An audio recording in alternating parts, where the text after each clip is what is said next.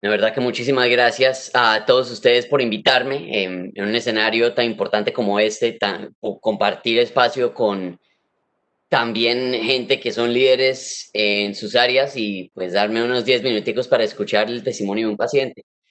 Pero les estoy completamente honestos, me tomó esta noche completar las palabras de este discurso, lo que es rarísimo porque pues ya que 10 años de mi vida las dediqué profesionalmente a hablar con el equipo de oratoria del colegio, eh, normalmente duro pues semanas escribiendo un discurso, practicándolo y ahí sí presentando la historia de mi vida.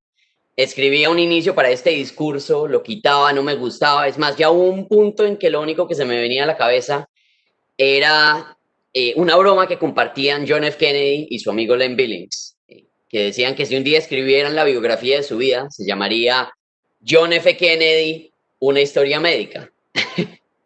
Y cuando visité el Presidential Library del presidente Kennedy en Boston, me sorprendió las similitudes entre nuestras situaciones como pacientes de enfermedades raras. Tal vez la más grande es que los dos sobrevivimos nuestra enfermedad y que otros no. Pero les voy a sumar otro nivel en términos de la supervivencia, que es que cómo se salvó un niño colombiano que lo diagnosticaron correctamente en Colombia. ¿Cómo es que ha aguantado para llegar hasta acá para poder hablar con ustedes hoy? La colaboración y la concientización en todas sus facetas. Entonces, el modelo que les voy a mostrar hoy, que se les voy a sugerir, se centra en lo médico, lo socioemocional y lo institucional. Acá estamos personas de todas las industrias, todas las perspectivas, entonces por eso, como les dije, es un orgullo y un honor poder contarles lo que he aprendido y lo que podemos forjar juntos para que pacientes como yo podamos salir de la sombra. En primer lugar, es normal, ¿verdad? Que los doctores duden de uno o que la familia y los amigos piensen que uno eso se lo está inventando y es que no es por maldad, porque normalmente el sistema médico funciona de esta manera. Examine los síntomas, revise qué pueden significar y ahí encuentra la respuesta. Pero según el Denver Post, lo que llama la odisea diagnóstica es el fenómeno en que a los pacientes con enfermedades raras nos toca pasar en promedio de 8 a 10 años sin el diagnóstico correcto por esa falta de información. Pero sí hay veces que uno se salva de esa odisea. Puede ser tan simple como el día de mi diagnóstico, que a los 3 años yo entré a la clínica Reina Sofía en Bogotá con síntomas de calcio bajo. Ahora uno diría, ¿calcio bajo en un niño de 3 años? No, eso no es posible.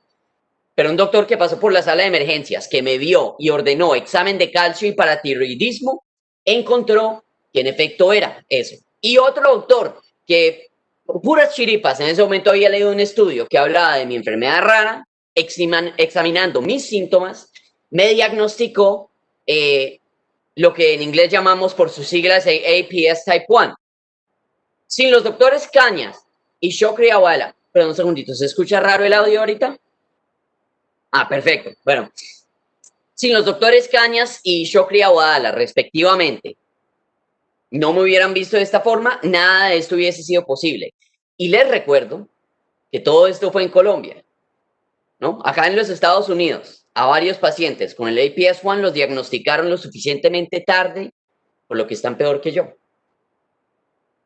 Todo porque mostraron síntomas diferentes. Obviamente los doctores no tenían la información correcta y pues yo estoy acá pudiéndoles hablar, viéndome saludable y desafortunadamente ellos no están tan bien como yo.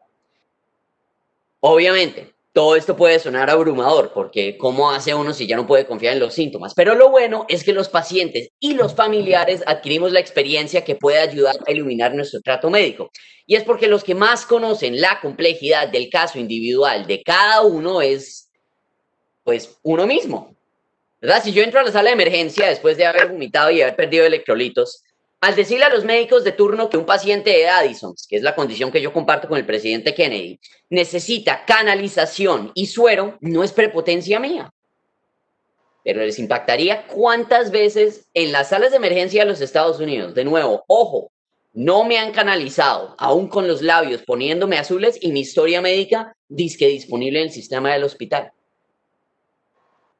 Lo dogmático y lo familiar es flexible. Y yo creo que si todos vamos metiéndonos eso a la cabeza, comenzamos a darnos cuenta que lo que necesita cada paciente, cada enfermedad, está a nuestro alcance. De las otras cosas con las que yo me río de lo del cuento del presidente Kennedy es que él tenía una secretaria que su único trabajo era cargarle la bolsa de medicinas y anotar cada vez que se tomaba una medicina, aunque no se las tomaba porque el tipo era bien irresponsable, como yo, que desafortunadamente le hizo bastante daño en un viaje a Japón de joven en Boston, que le dio una crisis adicional y pues casi se nos muere allá. Eso se los cuento porque nos ha pasado algo similar a varios pacientes, pero no lo sabemos, no lo hablamos porque no les abrimos el espacio a esos pacientes y a esos familiares para que cuenten la dimensión humana de sus casos. Pónganse a pensar, ¿verdad? Los pacientes y la familia no crecemos en un vacío. Vamos al colegio, participamos en actividades extracurriculares, encontramos trabajo, formamos familia, y por el estigma de la salud mental y la falta de recursos no encontramos cómo contar nuestra historia.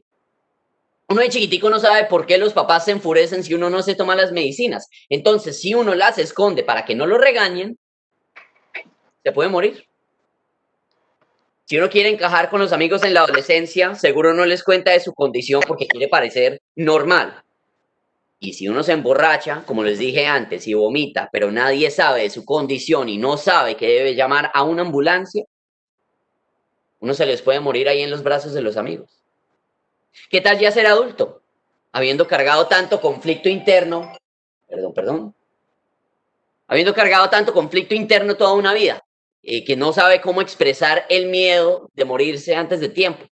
No sabe cómo contarle a la gente de su realidad para que lo ayuden, no para que se apiaden de uno.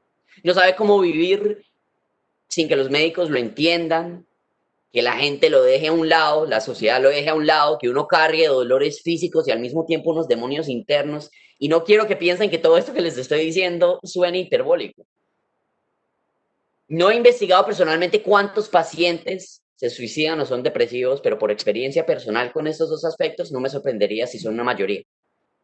¿Cómo se comienza a arreglar eso? Porque es fácil, ponerle énfasis desde chiquitico a la salud mental de los pacientes y las familias, a que su existencia se confirme y sientan que es válida y que tienen cosas que ofrecerle al mundo. Y miren, Kennedy creció en una época en la que no se contaba con mayor protección para los pacientes con condiciones crónicas. Yo sí. Nosotros nos trasladamos con mi familia a los Estados Unidos, específicamente a Bethesda, Maryland, porque a 10 minutos de mi casa está el Instituto Nacional de Salud. Y desde hace 10 años ellos tienen un protocolo en el que estudian mi enfermedad rara. Entonces, ellos me tratan y yo les proveo información que usan para investigar y tratar otras condiciones. Normalmente, y eso lo van a escuchar en las próximas sesiones, por lo raras que son nuestras enfermedades, no hay tantos incentivos en investigarlas. Por eso es que cada medicina que yo tomo trata un síntoma o aspecto de mi situación, no mi enfermedad como tal. No sé cómo se supera eso. No creo que hay manera fácil, pero les presento otro hecho. Por unos anticuerpos del APS, de mi enfermedad, si se investigan a fondo, se pueden usar para tratar más efectivamente la diabetes tipo 1. Entonces, una institución como el NIH, el Instituto Nacional de Salud, financiado con los impuestos de los estadounidenses, reconoce la importancia de investigar las condiciones. Tener una infraestructura similar puede hacer que los hospitales y los investigadores en Colombia le vean razón para tratarnos y cuidarnos. Y varias leyes acá en los Estados Unidos hacen todo lo posible para que uno pueda vivir una vida normal. Yo entré al sistema de las escuelas públicas porque los estudiantes allá tienen métodos legales, los planes 504s y documentos IEPs, que lo que hacen es que les dan a ellos y a sus familias acomodaciones con los trabajos, las materias y un día a día en la escuela. Hay leyes luego que obligan a que se contrate gente de todo tipo, incluyendo a personas con discapacidades. Y gracias al Americans with Disabilities Act existe la forma de poner tutela y hacer que se escuche el caso de uno. Ahora ya escuchamos que tenemos un inicio en el marco legal. Lo que toca hacer ahora es ponerle énfasis a implementar esos aspectos que ya existen y ver el ejemplo de países como los Estados Unidos y ver qué leyes tienen y qué protecciones tienen que nosotros ahora podemos comenzar a implementar, aun si es en el nivel local, para comenzar a probarlo. Ya se dan cuenta que John F. Kennedy y yo seguro compartimos bastante nuestra condición y la forma que la manejábamos o que normalmente no la manejábamos. Pero la diferencia más grande es que él nunca contó públicamente su historia. Yo me enteré por un artículo de Wikipedia y lo investigué yendo a su biblioteca presidencial y leyendo la biografía. Él le apostó a que nunca le contaría a los estadounidenses de su condición y aún así lo iban a elegir para que pudiera ser el presidente de todo un país, sin saber su historia, sin saber sus crisis, sus temas médicos.